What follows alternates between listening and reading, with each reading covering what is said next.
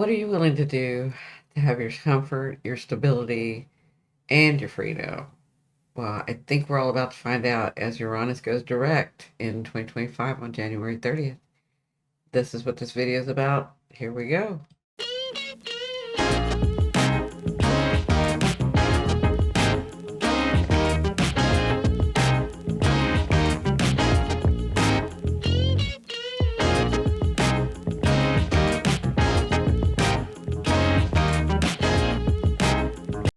So, welcome everyone. My name is Cindi. I'm at Simply Cindi. Let's talk about what Uranus means as it goes direct. I have another video that I've done with Uranus going retrograde in September. You're going to want to watch that video, and I'll put it up here because it's going to connect to this. So let's talk about Uranus. So Uranus, what does Uranus mean? So Uranus is the planet that rules Aquarius, but the energy of the planet is about destabilization. It's about the future. It's about innovation. It's about genius. It's about freedom, revolution, liberation, uniqueness. It also is electrical impulses, electricity. It's also cold and detached, right? So, what does the planet Uranus want to do? What does he do in our lives? How does he work in our lives? How does he work on a societal level? And how does he work on this earth, right? So, the energies of Uranus, what Uranus's job is to do is to give you your freedom, right? So, he wants you to be in your freedom, right? So he will help you do what needs to be done with those characteristics of destabilizing, of looking into the future, of innovation, of that genius mind, uh, to give you freedom. Whereas Pluto wants to give you power or have, so let me just say, Uranus wants to help you find your freedom, and Pluto wants to help you find your power, and Jupiter wants to help you find wisdom, right? So these planets will do these uh, things in the characteristics that they are to help us attain those things, right? So Uranus being about the deep stabilization, the future, the electricity, all of that. What does Taurus mean? Because Uranus has been in Taurus since 2018. It is about to go to into Gemini in July of 2015. I mean, July of 2015, July of 2025, but it's been in Taurus since 2018. So, looking at that other video too, you'll see that I said in 2018 we were saying all these things and how it was going to behave in Taurus, and we've seen a lot of those things happen. But what does Taurus mean? Taurus wants stability, Taurus wants comfort. Taurus has to do with food. Taurus has to do with our bodies and how we take care of it. Taurus has to do with agriculture. It has to do with plants and herbs. And you've seen all of these things come up. All of these things had been changing. All of these things we saw new innovative things coming about.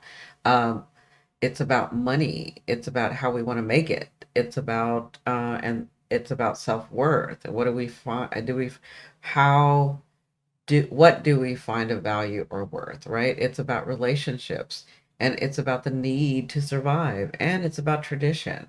So having Uranus, Taurus being such a stable comfort creature of habit, right?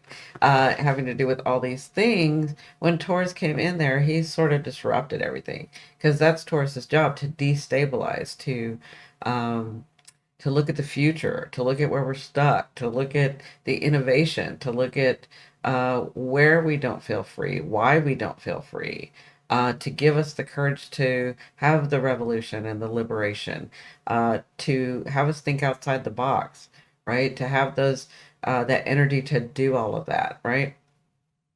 And there can be some things where Taurus may have looked a little bit detached, right? Or cold, or maybe they weren't getting it the way that they usually get it in the relationships that they were having with people. This has all been going on since 2018. Well, in September, Uranus went retrograde, and I explained in that video what he did in, or what we were going to be doing in retrograde, what he was going to be uh, helping us see and liberate from and have the freedom to do in Taurus, right? So in September, when he went retrograde, Uranus was asking us to look at these things on a societal and a personal level. Um, and I'd mentioned how you were going to have the push pull because Uranus wants you to change it, but Taurus wants to like stay, right? So within us, with retrograde, it turns inward, right? So since September, we have been dealing with, because we saw the changes before September, we have been dealing with I see where I could be, I see where the comfort and stability, permanent, long-term comfort and stability is, but I am kind of comfortable here. So Uranus wants you to move to that and find your freedom and find your stability and find your money and your things and what you call the value, and your food and all of that, right? But it's kind of comfortable here. And so since September, you've had this push and pull and push and pull, right? That's what you've been working through. That's what we've all been working through. Even on a societal level, we're working through it, right? So you had to decide whether you're going to take the plunge and be free, or stay where it's stable and comfortable, but that's only a temporary stable and comfortable. And by now, at the end of the retrograde, y'all, if you hadn't seen that it wasn't the forever stable and comfortable, you're probably seeing it now and it's a little scary. So, also in retrograde, you felt like you were not, you can feel when you're in retrograde that you're not going to conform. And we've seen that on a societal level. We are not going to conform. But in Taurus, you kind of want to stay in your shell. But some of us have had the courage and the forethought to just do what we need to do, right? And that's what's been going on in this retrograde. And because retrogrades are for rethinking, renegotiating, redoing, realizing, regaining, reassessing, revising, right? For the freedom, excuse me, for the freedom to have the long-term comfort, the long-term stability, the long-term money, the long-term luxury, right? And so when it went retrograde on September 1st, and I'll take you guys back to that September 1st, I think it's important because we're going to be talking about how it's going to be working now. So, okay, so back on September 1st, 2nd, depending on where you live, where you are in the world, right? It went retrograde. And I have that video that I want you to watch on that. But back at that time, on September 1st or 2nd, it was talking to Mercury, and it was talking to Lilith, and it was talking to Mars, and it was talking to Venus, and it was talking to Pluto, Neptune, and Saturn. So it was talking to all of them. If you look, like it was really active at that time, right? And there were some things going on. So in that other video, I explained what exactly those things were.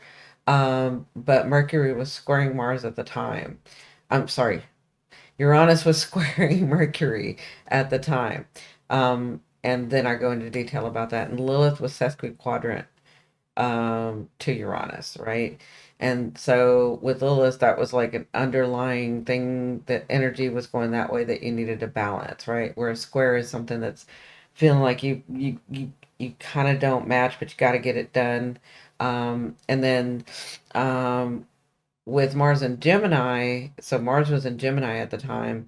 It's in Cancer retrograde right now, right? But it was in Gemini at the time. There was a semi-sextile. So there was something going on where it's not your focus, but it's in the background. So when it went retrograde, we were needing to work through all of these things, right? It's in the background, but if you were to look at it and focus on it, it's going to give you an opportunity. That's what a semi-sextile is. And then it had a weak trine to Venus in Libra. So there was an opportunity that there was something that could have been brought to you. You may have not felt like it was a big gift, but it was something that could have been brought to you. And then there was a trine to Pluto retrograde, right? So it was going retrograde, and then Pluto was already retrograde in Capricorn. So there was a gift there. There was something there that was brought to you, some information, some opportunity, something that landed in your hand. And again, that video, I explain all of it. And then there was a sextile to Neptune retrograde, right? So a sextile to uh, Neptune retrograde in Pisces, while it's in Taurus. Taurus is Earth. Pisces is the other realms, right? The water. Um, and so there was creativity that needed to be brought out. There was which dreams. So in this retrograde, it was about which dreams are you going to bring down? What creative thing with Uranus, the uniqueness, the genius in there were you going to make happen, right? Or try to make happen. And that's what we've been going through. With Saturn, it was quintile, right? And Saturn was retrograde too. So there were some things that we're having to readjust, all of the re's, right? So with the quintile with Saturn, it was about finding the hidden talent to create this dream that you have seen in Pisces, right? Because Saturn's been in Pisces. And so on that day, um, all that was going on, and I have a whole video about that. Now, connected to this time, where now it is about to go direct. That was all retrograde. That's all like we're trying to figure it out. We're getting through it. Jupiter and Uranus at the time had been showing us what's possible. Before the retrograde had been showing us what's possible. You were getting things open up to you. The doors were opening. The opportunities were coming in. And then at retrograde, it's almost like Uranus and Jupiter were like, all right, we've shown you there's some things you need to work out. What are you going to redo? What are you going to pivot? What are you going to revise? What are you going to reassign, what are you going to do that? With having to do with all of the things that I said was in Uranus and that was in Taurus with Uranus in there, right? So let's talk about what it's going to do now. Okay. Now, on January 31st, it's about to go direct. Uranus is going to go direct, right? And so we have been for months trying to figure this stuff out. We've had some opportunities. We went and looked at some things. Did we have the courage? I told you it was the push and pull. Like I want to be comfortable, and I see that that's a really long-term comfort, but I'm a little bit comfortable here, and I don't know if I want to move. And you've had that back and forth with different areas of your life, right? Depending on where this sits in your chart. So now on January 31st, when it goes direct, it's talking again to these planets, right? And so this kind of helps us understand what's going to be coming, because when it hits Gemini, it's a whole different thing. So, and you guys, if you don't know me and you've never heard me, the planets begin to express themselves fully by the 22nd and 23rd degree. So some's 22nd, some's 23rd. But by then is from that point on, it's going to express itself fully until it reaches the next sign, right? And so now is the time for us to go forward. Now is the time for us, and I'm going to do my February video, so look for that to come out, because we've got, at one point, for 5 to 7 days, we have no retrograde. So everything's going to start going fast, okay? So on January 31st, right, it is talking to Lilith again, right? So it's talking to Lilith in this, hold on just a second, I'm trying to get it.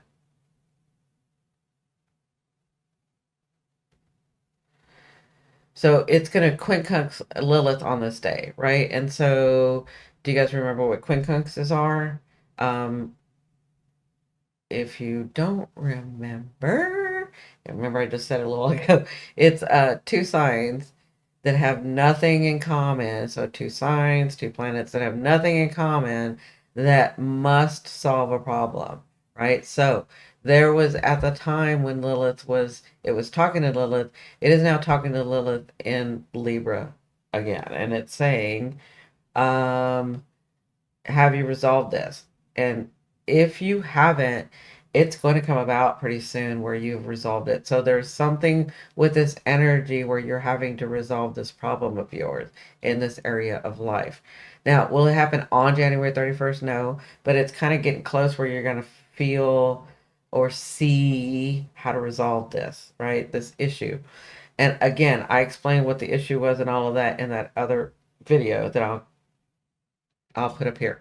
Now, on also on this day, it is going to be um it is going to be sextiling Mars. So Mars is in retrograde right now, right? And so it is sextiling Mars retrograde in Cancer. So when it went, um, I think when it went,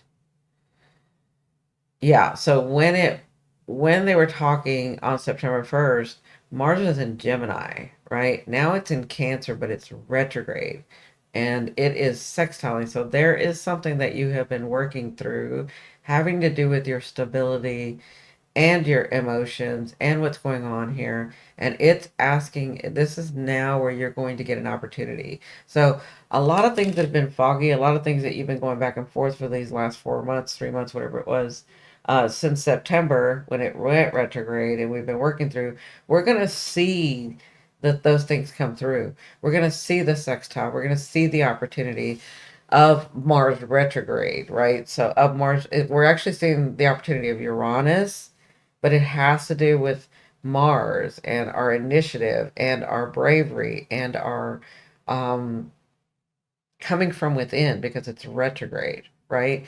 And then with Venus, it's sextiling Venus as well. So you can see where it's sextiling Mars here, and it's also sextiling Venus here. But you'll see that it's doing a lot to these other planets here. So it's really there's a lot going on in this house for it, but your Uranus, the Uranus here is sextiling Venus. So there is something coming having to do with nurturing yourself in this stability, in this freedom, because that's Taurus, right? Um, have you, through these last 4 months, understood better about how to honor yourself, how to love yourself, how to take care of yourself, how to nurture yourself, right? That's that Venus sextile at the time, where there's an opportunity to go further with this, right? Now, it's there, it's not a trine, so I don't think it's finished, but it's a sextile. It's going to give you an opportunity to see that, right? Now, at the same time, it's also sextiling Neptune, right? Your dreams. Did you bring something through? Did you pay attention to your intuition, right? Because at the time in September, Neptune was retrograde. It is now not retrograde. It's now moving direct. It's now direct, right? So it has the energy to bring through. You had to, I think in this retrograde, we had to like really figure out which dreams, which ones we wanted, what we wanted to do with that, how we wanted to do that. Like, did we actually see it? Do we want what we actually see, right? That's all the Neptune, but there's an opportunity here. Then we have that Saturn sextile. So it's sextiling Neptune, Venus, Saturn, and the North Node. This has to do with your destiny in Uranus. Uranus moves quick. It's shock and awe. It disturbs everything to get you to your freedom, your stability, your luxury, your money, whatever it takes. But at this time, with it um, talking to these planets that you have been dealing with, which was their first conversation in September, and you've been working through that, now is the time for it to bring forth those things. So Saturn, with it sextiling Saturn, you're going to see opportunity in your dream. Have you been working hard? Did you decide to do that? Did you become responsible? Or did you ignore the red flags, right? That's Uranus. Uranus is like, I'm going to move everything around. I'm going to make it so uncomfortable, Taurus. And we've seen this on a societal level. Like we've said enough with the food, enough with the no land, enough with the no food, enough with the government, enough with the school systems, enough with these child trafficking, enough with the celebrities, enough, enough. And we have been working through that and standing up. And even though it makes us uncomfortable, we're doing it. Even though it may not be uh, appropriate in society, we're doing it, right? You've seen it in a lot of different areas in society, but it has to do with our stability. It has to do with our freedom. It has to do um, with our stability, right? So that's what we've been working on. And I feel like as January 31st comes along, we're going to start seeing the resolutions and the opportunities and the gifts from that, right? Now, on um, February 10th, this is when it talks to Mercury, right? So this is so if you look, it's talking to these planets, but it's not talking to Pluto and Mercury, which it spoke to, which they were having a conversation in September. So that isn't resolved yet. That still needs some work. But on February 10th is when, that's how I see it. On February 10th is when it's going to be talking to Mercury again, right? And so they're having this ongoing conversation, right? So on February 10th is when it is going to be squaring Mercury, right? So there's still some pressure, some contradiction, some like pressure, square. To me, a square is like that pressure that you get to, it feels like so much pressure, but what comes from the pressure? A diamond, right? So something good is going to come out of it. Something that's valid, that has to do with either how you earn your money, either what you sense that you see, that you finally see that of your self value, your self worth, what you find worthy, um, how you make your money, what you find, the way that you see your stability. Like they're going to be talking about that. There's some communication, there's some processing, there's some almost like an understanding. Finally, if I do this, I get this, right? Um, and it will make me stable, and it will make me free, and it will make me um feel all of those things, but they will be produced outside of me, right? So on February 10th, I feel like there's going to be a conversation, or there's going to be some understanding, because Mercury is about processing, because the sun is right there. So there is a way that you are going to find to be able to communicate this thing, this situation, this way in Uranus, to be able to allow that freedom and stability and all of that, right? So that's what's going to be going on as it moves as it moves and goes direct, right? So the next thing I want to talk about, so the last thing I want to talk about with these conversations that Uranus has been having with each of these planets is the last planet, which is Pluto, uh, that it hasn't had its conversation with, right? So it's not going to have its conversation with Pluto until July 7th. Okay, so, and Pluto is going to be retrograde at 2 degrees. Now we are still in the energy that we were in 2024 when Pluto went over this 2 degrees, right? We're not in the new yet, right? So there's some things concerning Pluto with um, Uranus on July 7th. But this is a big day because Uranus is going to have to go into Gemini before it has its conversation, or as it's having its conversation, or to have its conversation with Pluto. But if you look on July 7th, when it moves into Gemini, it is going to be conjunct Venus, right? This is a big time. I'm not even going to say that this day specifically is big, because Pluto's a bigger planet. Uranus, all of that. That's the um, Pluto's an outer planet, so it's a longer planet, right? It's a bigger planet, it's a bigger energy. And I don't feel like right on that day everything's going to happen, but I do feel like a lot's going to happen around that time. So in July, and we do have July 4th for America, right? So our independence. But it's going to be trining Pluto. And this is something that is a gift to us in Gemini.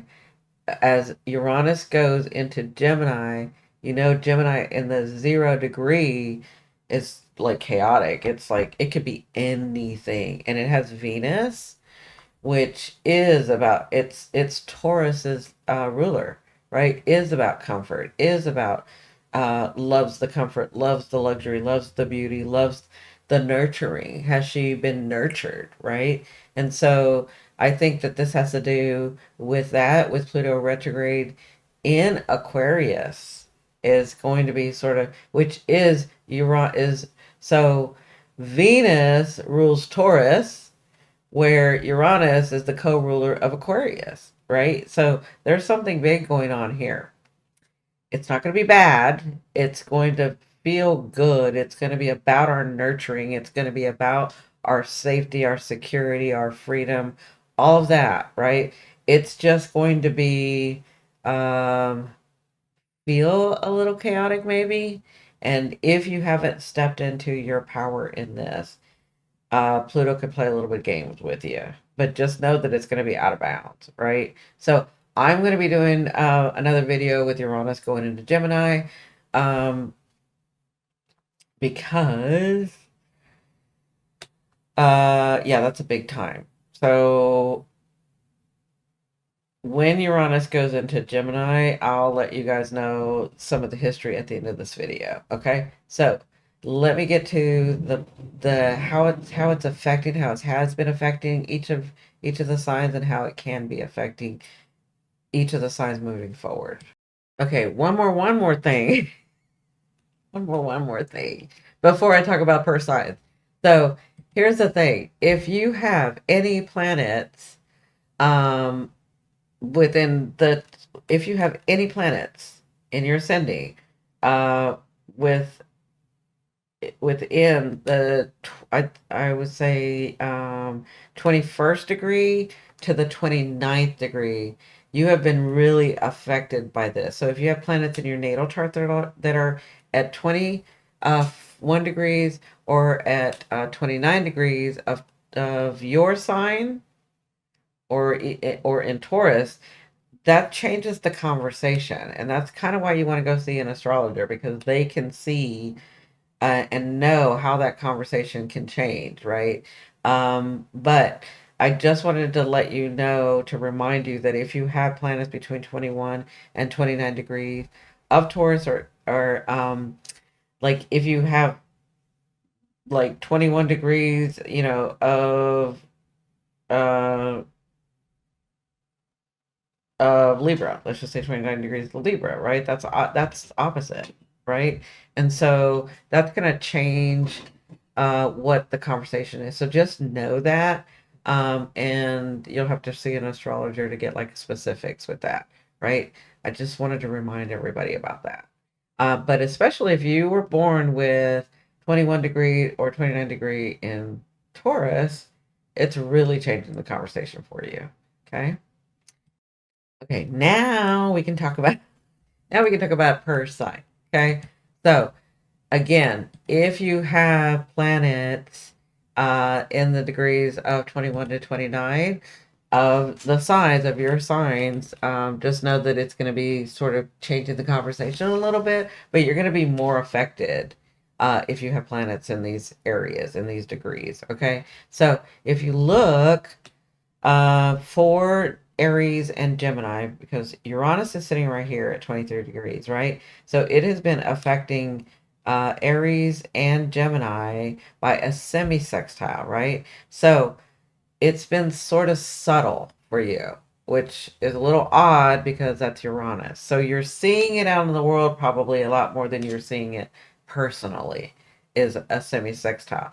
But if you focus on that thing, whatever you're seeing, in the themes of Uranus and Taurus, you have an opportunity in this. But you have to like focus on it, right? So it's a subtle energy in the back of your mind, maybe in the back of your energy, but you have to focus on it. And if you take action, then opportunity will come with that. Okay. That has been going on since 2018. So you have to like, uh, you've had to really focus on some things. Even though, like, I can see for you guys in the background something happened, and you're like, how, what happened? Like, what happened? Like, it's like that. But if you focus on it, you get it resolved and you get opportunity from it. Okay. So that to me is the Aries Gemini energy that has been going on with this Taurus, right? Again, the house would be different for everybody, like what house number it is. But that's sort of the overall energy. So I feel like for Aries and Gemini, if you have focused on this, if you have had when things come up or chaos was in the world or chaos was like maybe in your family but not used directly, but it had kind of to do with you but not really, if you focused on it, there was opportunity there. And as it goes direct, you'll still feel that way until Uranus moves into Gemini, which is a whole other thing.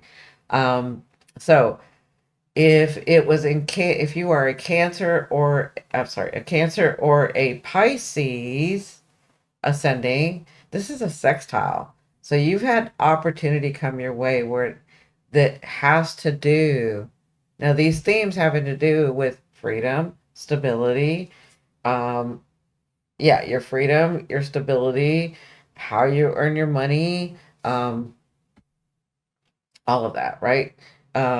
Your independence, right? And so with for Cancer and Pisces, you've probably had opportunities come to you over, especially over the retrograde, I would say, because you've had it come out since 2018, right? You had to clear some stuff out, but then when we went into this retrograde, you had some opportunity come to you to be able to find your stability, find your freedom, um, like ways to actually do that, right?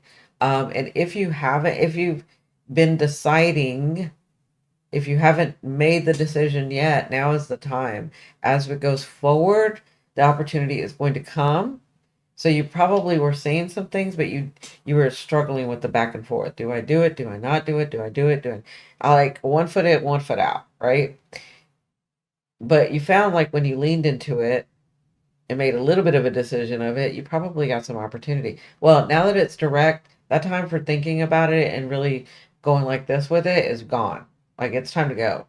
Okay. So I'm telling you, you're sextile. So if you make a decision and take an action, you will receive the opportunity. And all the opportunity is, it may look scary for you because it's going to look scary for a lot of people. It may feel scary, it may look scary, but I'm telling you, it opens the doorway for your stability and your comfort and all those things I talked about. Okay. Now, if you're a Leo or Aquarius, okay, that's a little bit harder, but Leos and Aquarians can take it. A little bit harsher, right? Because it is a square. So there are some harsh decisions that you will have to make, but it's going to give you your freedom and it's going to produce, just like I've said before, like the diamond. If you make these hardcore decisions, they don't feel good. They don't feel good. It's like I have to do this and I really have to be uncomfortable, but it's to get me to that comfort, right? To that freedom, to that independence, to that long-term stability. That's what Leo and Aquarius have to deal with. And again, if you have planets either in Taurus or in your rising sign, Leo and Aquarius from 21 degree to 29, it's going to feel, it changes the conversation as to how it's going to feel and how you're going to navigate it. But it is to bring you the freedom and stability. So just think about that, Leo and Aquarius, when you're making your choices. These aren't easy choices. It's a square. But you two are the ones that can make these hard choices. So you got to make these hard choices. And you have Aquarius, you have this Sun, Pluto, and Mercury. So there's some clarity coming here, right? And because Leo is in your opposition, you can look to it and see that. You can see that with your relationships, those are going to get clearer, right? This is all to get you to your freedom, to your stability, right? Um, and then if you're Virgo, Capricorn, so Virgo and Capricorn, this is a trine.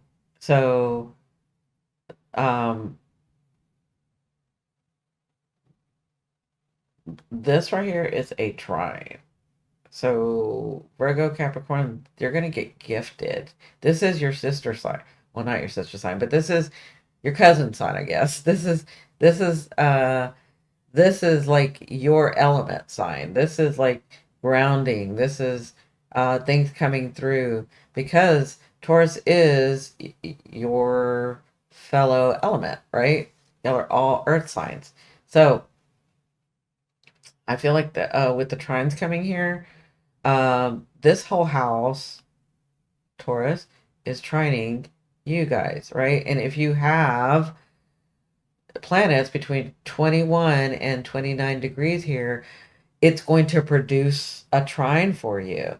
So say, I'm just thinking, right? So say Capricorn has, you were born with a 25-degree Venus, right? So for those of you that have a Venus in Capricorn, right? But for those of you that are Capricorn ascending, if you have a 23-degree Venus or a 25-degree Venus, it is a trine. It is going to produce money, stuff, beauty, something that makes you um, a gift of some sort that makes you feel stable and feel secure and have your freedom, right?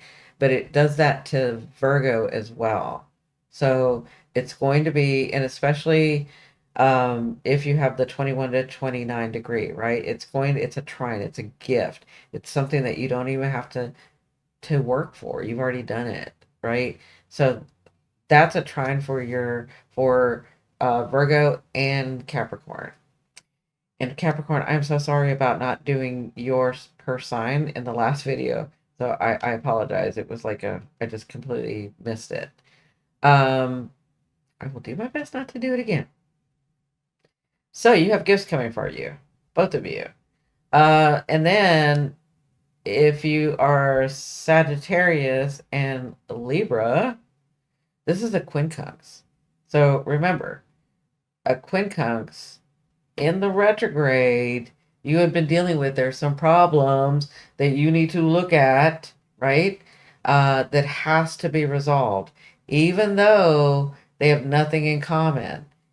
So even though you have nothing in common with this area, or the planets here, or for Libra and Sagittarius, there were some things that needed to be resolved because the energy was flowing enough to be able to resolve it, right?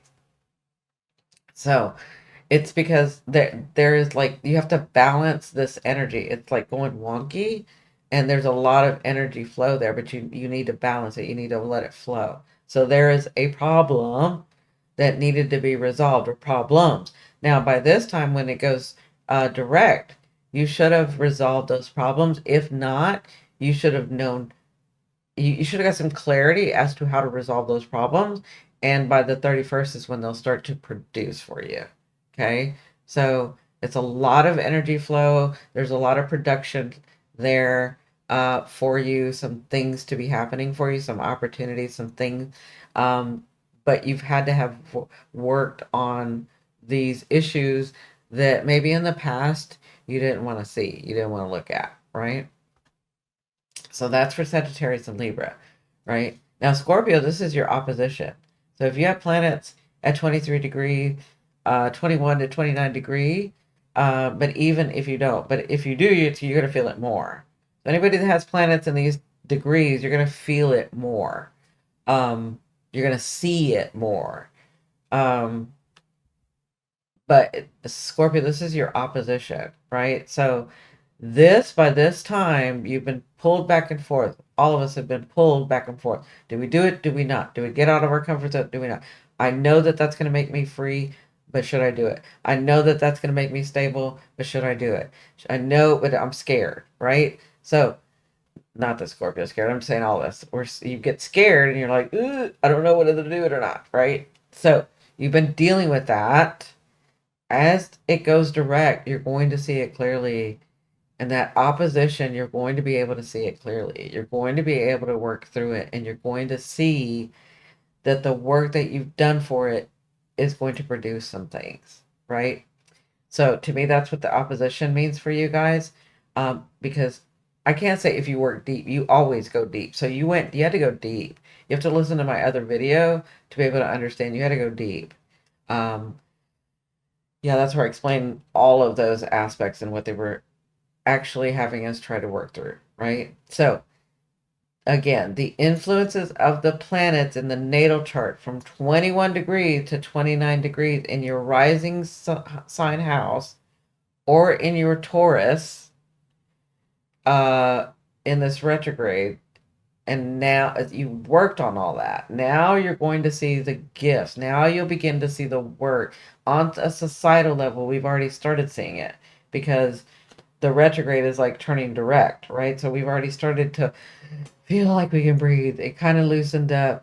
We understand that they lied to us in society, and we didn't see the picture that we seeing now, and we took up our courage and we got uncomfortable, and that's all societal, right? But that could have been playing out in your personal life as well.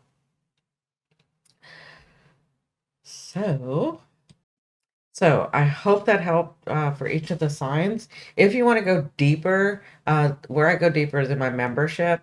This is where I go per sign. I'm going to go deeper into the aspects. Um, and really, this is where we go deep. And the membership is only $4.99. And you're welcome to join. Just hit that join button down there. It's $4.99. YouTube takes half of that. So, this is where we get to really say what we want to say. So I hope you guys consider joining. All right. The last thing that I wanted to talk about is this, and I'm going to do a video on it. But I wanted you guys to be prepared because the more we're prepared, the better it is for us, right? And I said we are going to need a lot of awareness to be able to navigate in 2025, 2026. And I've said for a couple of years now, if we can just get through 2025 and 2026, okay?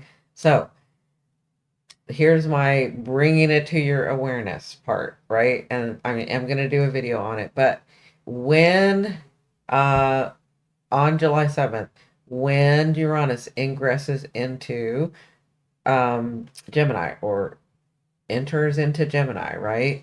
And again, it's going to have that 3 degrees of Venus, and it's going to be talking in a trine to Pluto, retrograde, right? But what I wanted you guys to know is Uranus and Gemini, it hits Gemini. Uranus goes into Gemini like every 84 years, right? And so, because that's like its cycle. Now, we can look at history as astrologers. We'll like look at history and see to kind of give us um kind of give us a heads up as to what could be coming in that energy. And I know that some of you have heard this, but some of you have not. Uh, when Uranus was in Gemini at the time, um, which was, so we'll just say 84 years before this time, this is when Uranus went into Gemini. Um, this was when we had our involvement as Americans in the in World War II. And then when it hit before that, 84 years before that, that was when we had the Civil War. And then 84 years before that, that was when we had the revolution, the Revolutionary War. So, just so that we're aware, I am not saying that we're going to have that, but we have a lot of aspects that are telling us it's revolution. It's about our freedom. It's about, and with Uranus being the destabilizer, you need to understand that that could be coming.